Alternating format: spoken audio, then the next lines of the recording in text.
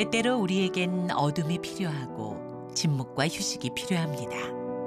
그럴 때 밤하늘을 올려다보는 건 어떨까요? 그렇게 무심코 올려다본 하늘에 대한민국 과학자들이 별이 돼 빛나고 있습니다. 밤하늘에 대한민국을 빛나게 만든 한 사람. 천문학자 전영범. 32년 한결같이 별에는 밤을 보내고 있는 그의 별별 이야기 한번 들어보실래요? 맑은 물이 흐르고 사방이 산으로 둘러싸인 도시 영천. 이른 아침 한적한 시골 마을 어귀를 홀로 서성이는 한 남자가 있습니다. 등산화에 등산용 가방까지 단단히 준비를 했는데요. 가끔 뭐 오해를 받기도 합니다. 뭐 어디 가세요? 그러면 산에 갑니다. 그러면 등산 가는 줄 알지만 저희들은 사실 출근하고 있는 건데. 그가 홀로 서성인 이유 바로 이 통근 차량 때문입니다. 이곳이 종점 전 마지막 정류장이라는데요.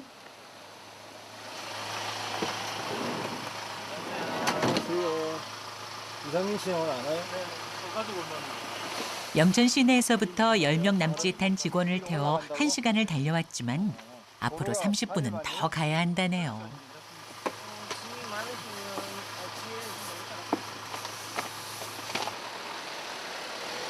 새벽밥 지어 먹고 나온 이들을 싣고 달려갈 곳은 영천과 청송군에 걸쳐 있는 해발 1124m 보현산 정상. 바로 저기 저 꼭대기랍니다. 겨울이면 행여 모를 사고에 대비해 베테랑 기사님이 운전하는 통근 차량을 운행하고 있습니다. 어제 행사는 어떠셨나요, 박사님? 아유, 좀 힘들었어요. 그는 우리나라에서 손꼽히는 천문학자입니다.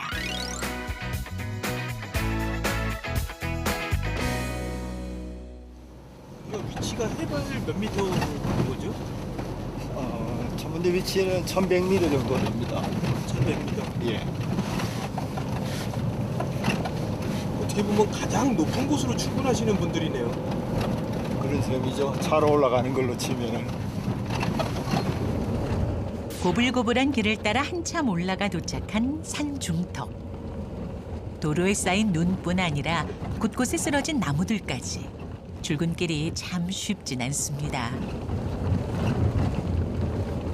눈의 무게 때문에 이제 넘어지는 경우도 있고요. 강풍에 의해서 바람에 의해서도 이제 부러지기도 하고. 밤이 길어 별을 보기 좋은 계절 겨울. 힘겨운 출근길을 견뎌내는 이유입니다. 마침내 도착한 보현산 천문대. 1994년부터 이곳에서 천체 관측이 시작됐습니다. 이곳엔 우리나라뿐 아니라 동양에서도 가장 큰 1.8m 광학 망원경이 자리 잡고 있습니다. 설립 당시만 해도 1.8m 광학 망원경동과 연구실이 전부였지만 점차 다양한 연구실을 갖추며 천문대 입지를 다졌는데요. 그냥도 잘 될 텐데. 천문대에 도착한 전영범 박사의 일과가 시작되는 곳. 바로 이 망원경동입니다. 야, 날씨 좋다. 난 아무리 다녀도 지쳐 힘이 숨이 가빠 왜 그런지. 여기 고도가 항상 숨 차는 곳입니다. 계단으로 봐도 그렇고 이제 길로 와도 이 산속에서도 가장 높은 곳에 위치해 있는 망원경동. 망원경 구동의 중요한 역할을 담당하는 1층 유압실을 지나면 관측실이 나오는데요. 우리나라 천문학자라면 한 번은 거쳐가야 할 성지 같은 곳입니다. 여기 이제 관측하는 곳이고요. 이쪽은 망원경을 구동하는 오퍼레이터가 앉아 있는 자리고, 여기는 이제 관측자가 앉아서 관측을 하는 자리입니다. 저기 습도나 또 바람의 속도, 기온 뭐 이런 걸 판단해 가지고 우리가 관측을 진행할지 말지 이런 것도 결정을 합니다. 그래서 관측을 좀 했나 보네. 초기에는 이만큼 시선이 얼마나? 4픽셀? 날씨가 안 좋아서 한 한참 찍었을 수도 있고 이거 보니까 뭐 초저녁엔 좀 괜찮았다가 뒤로 갈수록 그런 게 많네요.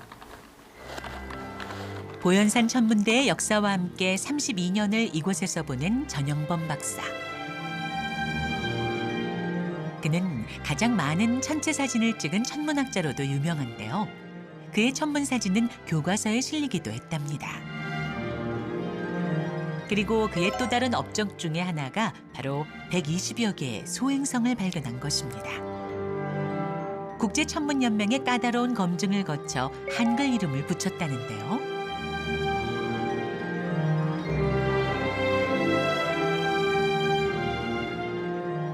우리가 발견하고 나서 내가 마음대로 이름을 붙일 수 있는 선체는 사실은 소행성밖에 없습니다.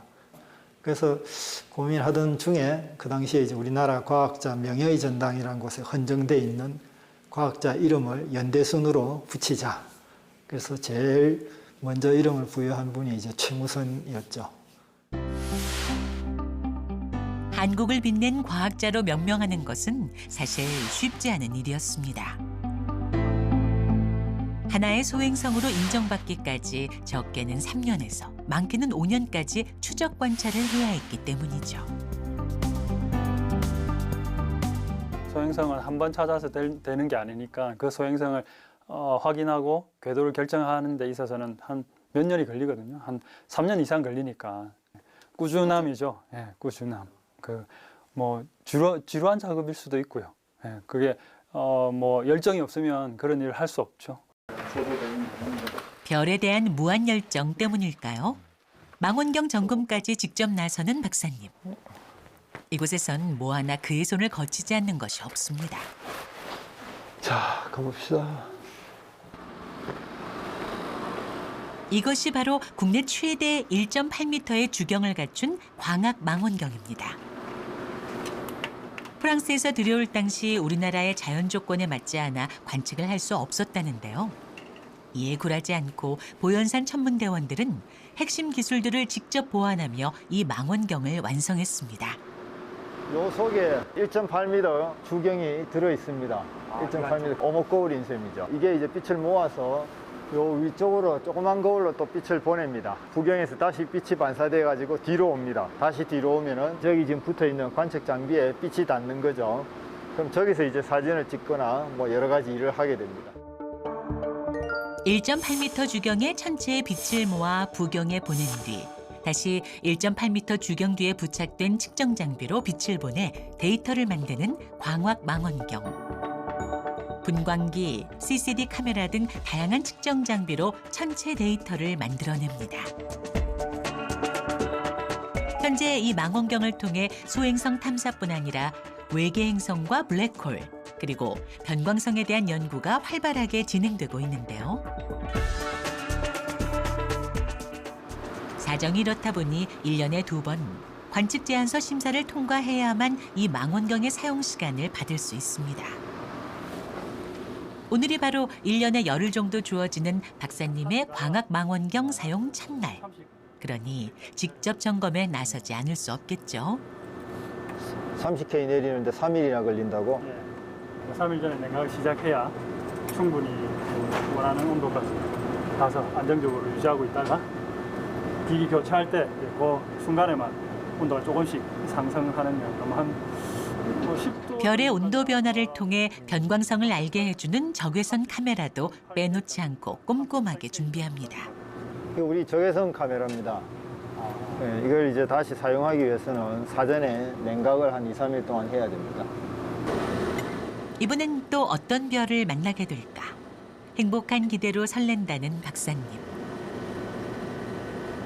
처음 별에 반했던 그날처럼 가슴이 두근거립니다. 초등학교 때 저희 옆에 이제 가까이 지내던 친구가 조그만 천체 망원경을 하나 빌려와 가지고 그걸로 이제 하늘에 있는 별을 한번 봤죠. 목성의 가운데 이제 줄무늬가 선명하게 보였습니다. 그래서 너무 놀랬죠. 근데 그런 걸 이제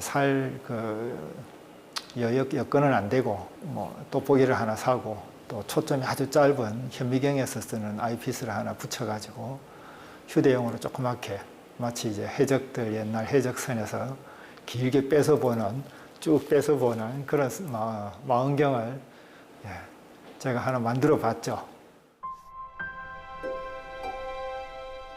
그날 오후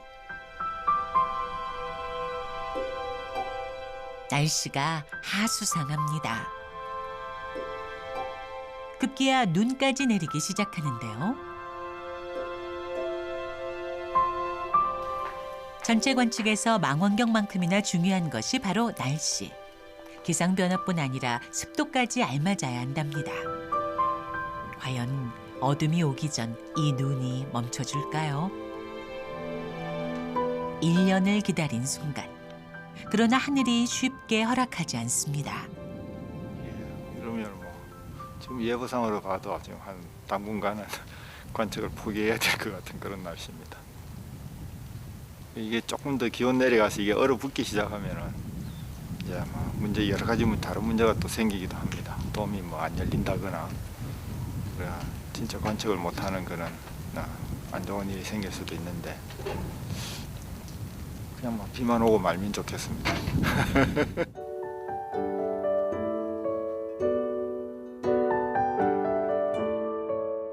눈과 함께 찾아온 천문대의 밤. 행여 밤새 날이 좋아질까.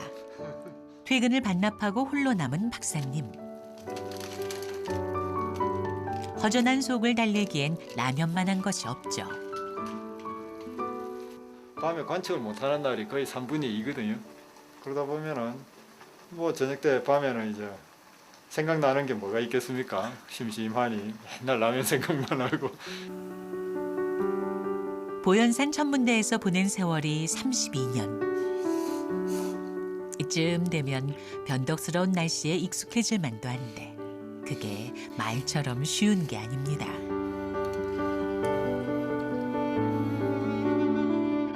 매일 밤 별을 지키던 12살 소년이 결혼을 하고 아이를 낳아 한 가정의 가장이 됐습니다. 별 볼 일 없는 이런 밤이면 가족에게 소홀했던 지난 날들이 스친다는데요.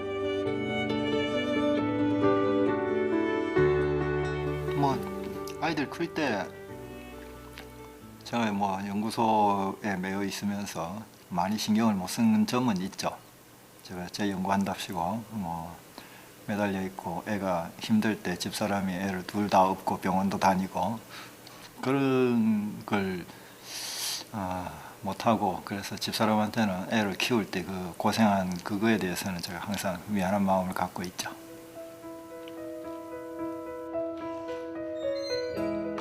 혹시나 하는 마음으로 밖으로 나간 박사님. 다행히 눈은 멈췄지만 이번엔 끝없이 비가 내립니다.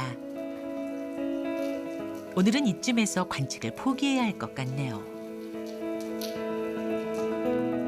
예측 불가능한 겨울 날씨에서 그는 인생에서 욕심을 내려놓고 조바심을 버릴 때가 있다는 걸 또 한 번 배웁니다. 관측 실패의 아쉬움을 뒤로하고 밤새 내린 눈이 푸르름 잃지 않는 소나무와 어우러져 장관을 이룹니다. 감상의 시간도 잠시. 천문대 사람들은 눈과의 전쟁을 치르는데요. 일어나자마자 하늘빛부터 확인하러 나온 박사님. 오늘은 별을 볼 수 있을지 걱정이 앞섭니다. 구름이 그칠 거라고 예보도 있고 또 지금 흘러가는 구름 모습을 보면은 그때쯤 되면은 조금 그칠 것 같기도 합니다. 같은 시간 1.8m 광학 망원경 동에선 망원경의 기술을 담당하는 오퍼레이터가 바쁘게 움직이고 있습니다. 그날 조건에 따라 점검을 해야 하기 때문인데요. 지금이야 11년 경력의 베테랑이지만 병아리 오퍼레이터 시절. 시련을 겪을 때마다 그는 전영범 박사의 천체 사진으로 위로를 받았답니다.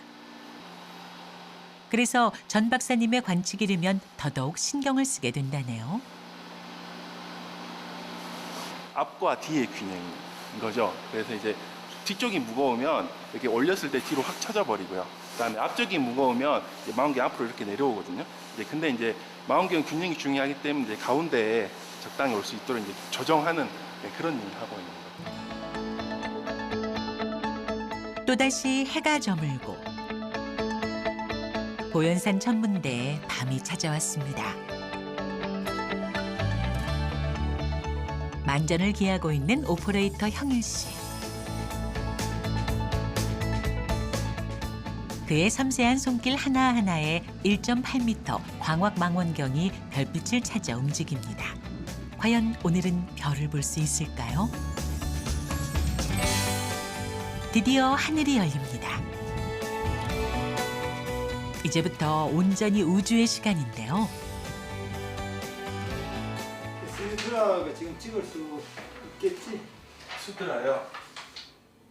전 박사가 찾고 있는 것은 바로 변광성. 이 변광성을 통해 그 별이나 그것이 속한 성단과 외부 은하의 거리를 알 수 있습니다. 남쪽에 64. XR이로 가고. 주변에 별이 하나도 안 나와. 어째 초점 때문에 그렇나? 조금 위치를 옮겨가지고 그 별 나오게 해볼까? 우리 관측 대상을 찍기 밝기 변화를 살피려면은 그 옆에 밝기가 변하지 않는 비교성이라고 하는 또 다른 별 하나가 또 필요한데 그 밝기가 안 변하는 별 하나를 지금 찾기가 힘들어서 주변에서 정확한 변광성의 밝기 변화를 보기 위해선 변하지 않는 비교성이 꼭 필요하다는데요. 그러면은 옆에 밑에 보이는 저놈인가 본데? 이거 같은데. 마침내 비교성을 찾았습니다. 지금 제 눈에는 저 밝은 거 하나밖에 안 보이는데 하얀 거? 요거요. 아 거기 또 있어요? 어떤 거요? 여기 보이는 거. 아, 이 여기에서는 보이는데 지금 요 보이네요, 하얗게. 아 그게 별이에요?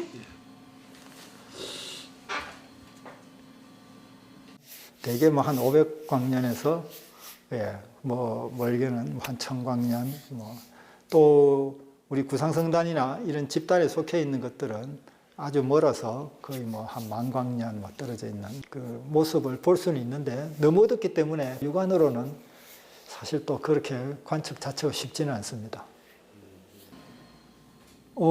옆에 조금 밝은 게 하나 있는데 있기는. 될라는 모르겠다. SW 안드로메다로 가보자. 3시니까 남정에서 한 2시간 흘렀네. 또 다른 변광성 찾기에 나선 두 사람. 여기는 주변에 별들이 많이 보이네. 좋다. 위치도 괜찮은 거 아니야? 오케이. 3초. 지금 괜찮은 별을 찾으신 건가요? 예. 원래 관측하는 대상인데 한 석 달 만이죠. 푸른 밤하늘을 날아오르는 이 근사한 모험은 30여 년 세월에도 지치는 법 없이 계속됩니다. 올해 열흘 남짓의 관측 기간 중 전영범 박사가 촬영한 별은 몇억 개나 되는데요. 이 중 의미가 있는 별들을 하나하나 골라내 그 움직임을 살펴봐야 합니다. 최장 5년은 걸릴 긴 싸움을 시작해야 하는 거죠. 우리가 별 하나하나에 대해서 이름을 다 붙이는 거죠. 1, 2, 3, 4 번호를 붙이는 거죠. 이를테면 1번 별에 대해서 밝기가 얼마, 2번 별은 밝기가 얼마, 3번 별은 밝기가 얼마 해서 밝기를 한꺼번에 다 측정을 해줍니다. 측정을 해주고 또 그 다음 영상을 가져와서 또 1번부터 번호를 쫙 붙여서 또 밝기를 찾아주고 시간에 따라서 이렇게 밝기가 변화하는 모습을 보여주고 있는 겁니다. 그가 변광성 연구를 시작한 것은 지난 2011년. 구성 상단의 관측 자료에서 주기도 짧고 개수도 많지 않은 변광성을 우연히 발견하면서부터였습니다. 살아온 날의 절반을 별 보는 데 썼다는 박사님. 몇억 광년 떨어져 있는 별 한번 보겠다고 낮이나 밤이나 망원경을 끼고 산 탓에 그는 직업병 아닌 직업병을 얻었다는데요. 한 마이너스 4.5까지 떨어졌으니까 따지고 보면은 초점 거리가 눈으로 이렇게 맞춰볼 수 있는 초점 거리가 한 25cm 뭐 이 정도까지밖에 안 되는 왼쪽은 정상이고 그런 상황까지 나빠졌었죠. 사실 그 정도 시력이면 그 당시에 제가 그래서 그 덕분에 군대를 면제를 받았습니다. 이런 얘기 뭐 내보낼 필요는 없겠지만 도저히 깊이를 알 수 없는 저 우주의 별들이 사라지지 않는 한 그의 연구는 언제나 현재 진행형입니다. 변광성을 잘 연구하면 이제 거리를 잘 알고 은하까지 거리를 알면은 또 뭐 더 멀리 있는 어떤 은하의 거리를 알고 하면 나중에는 궁극적으로 우리 우주가 어떻게 팽창해 나가는지를 알게 되죠. 그걸 이용하면 우주의 그 팽창 속도를 알게 되고 그러면 궁극적으로는 우리 우주의 나이를 알게 됩니다. 별 보는 것이 마냥 좋았던 소녀는 하늘을 향해 질문하는 천문학자가 되었고 또 한 번 대답을 들은 오늘 가슴 속에 밤하늘을 새겨놓았습니다.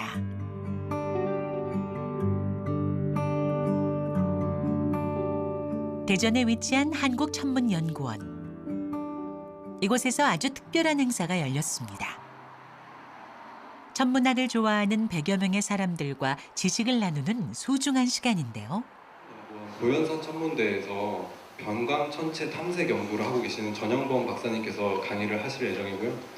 제 생각에는 저희 연구에서 방학을 맞아 아이들이 참 많이 왔네요. 아이들의 눈높이에서 강의를 이끌어갈 오늘의 주인공은 바로 전영범 박사.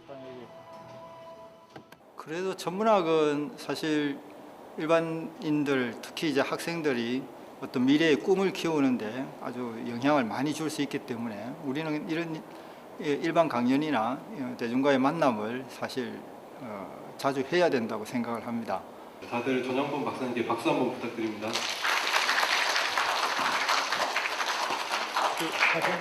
오늘 주제는 천체 망원경입니다. 반갑습니다. 그래서 우리가 우리나라의 망원경뿐만 아니라 한국천문연구원에서 관리하는 해외 망원경까지 쉽고 재미있는 설명에 아이들의 눈빛이 빛납니다. 행성 때문에 요 별이 도는 그 속도를 알아내는 겁니다. 지금까지 케플러 우주 망원경으로 찾은 외계 행성 한 3,000개 이상. 대부분의 외계 행성은 다 케플러가 찾아냈다 생각하시면 돼요. 박사님은 언제부터 천문학에 관심 가지게 되셨어요? 실제로 처음에 볼 때는 그게 토성인 줄 알고 봤는데 토성에 태는 안 보이고 목성에 줄무늬가 쫙 있는 걸 봤어요. 감사합니다. 오늘 강연해주신 전영범 박사님께 박수 부탁드립니다. 제가 앞으로 천문학을 얼마나 더 할지 모르겠지만은 뭐 천문대 관측 오는 이 중에 있는 아이들도 천문대 관측을 오는 그런 기회가 한번 있었으면 하는 그런 바람은 가지고 있죠, 항상. 그날 밤 어둠이 짙게 내린 천문대. 강연을 마치고 돌아온 전 박사가 이번엔 카메라를 꺼냈습니다. 그는 국내에서 천체 사진을 찍는 몇 안 되는 천문학자. 천체 사진가는 많지만 천체 사진을 찍는 천문학자가 드문 국내에서 그는 30년째 보다 전문적인 천체 기록들을 쌓아가고 있습니다. 이쪽으로 또 별이 몇 개 보이죠? 오리온 자리하고 저 아래쪽에 시리우스하고 이렇게 올라오고 있는데 그래서 여기서 지금 달이 이렇게 지고 있는 모습을 저 아래쪽에 있는 행성하고 이제 같이 담으면은 지금 중간중간에도 별이 굉장히 많이 있습니다. 근데 많이 나올 겁니다, 나중에.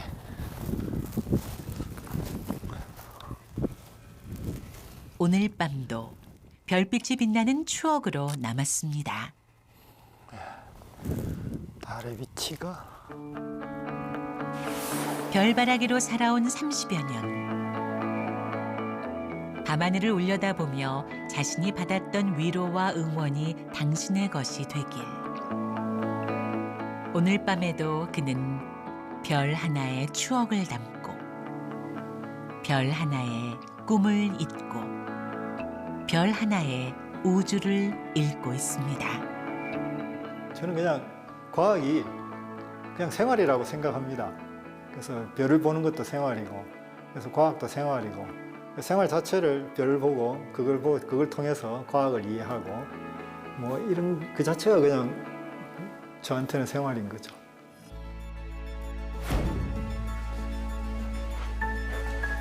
뭐예요? 어이. 아이, 감사합니다. 뭘 또 이런 걸 준비해 오시고 이런 감사패도 받아본 게 잘 기억이 없는 것 같은데 한 그루의 나무가 그 푸르름과 열매를 맺을 수 있으면 보이지 않는 뿌리에 끊임없는 노력이 있었기 때문입니다. 이런 마음으로 뭐 앞으로도 또 계속 살도록 하겠습니다. 집사람한테 일단 사람부터 먼저 하고